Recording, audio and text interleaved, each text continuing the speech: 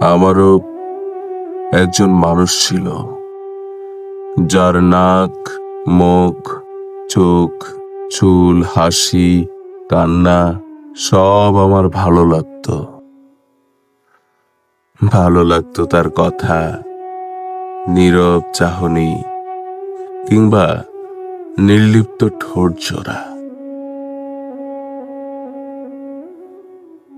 মানুষ ঘর সাজাতে ফার্নিচার কিনে, টেলিভিশন কিনে, এটা সেটা কত কি কিনে, অথচ আমি সবসময় নিজের ঘরটা ওই একজন মানুষকে দিয়া সাজাইতাম।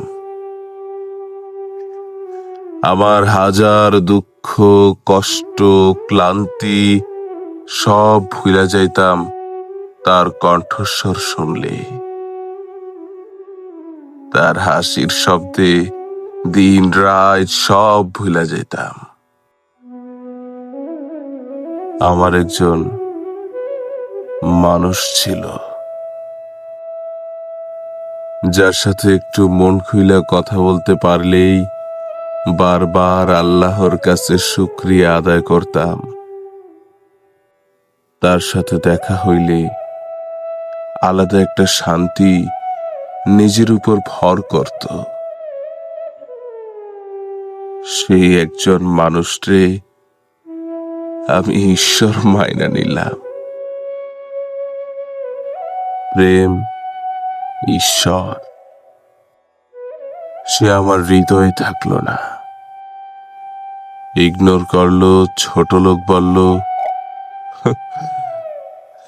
শেষে আমি ছাইরা দিব বলার পরেই আমারে ছাইরা দিল। যারে নিয়ে ভালো থাকবো ভাবছিলাম, হ্যাঁ আমারে ছাইরা দিয়া কইল, ভালো থাইকো। আমার এই মানুষটা আমারে অমানুষ বানায়া দিল। আমার স্বপ্ন, ইচ্ছা, ভালো খারাপ সব একলগে মিশা গেছে। আমি এখন শুধু ধ্বংসের বীজ বনন করি, আর ধ্বংসস্তূপ থেকে ক্ষতিগ্রস্তরা আমারে অভিশাপ দেয়। আমার একটা মানুষ ছিল, সে আমারে শিখাইছে প্রেম অভিশপ্ত বানায়, অভিশপ্ত বানায়। ঈশ্বরের আশ্রম থেকে অনিরুদ্ধ রনি।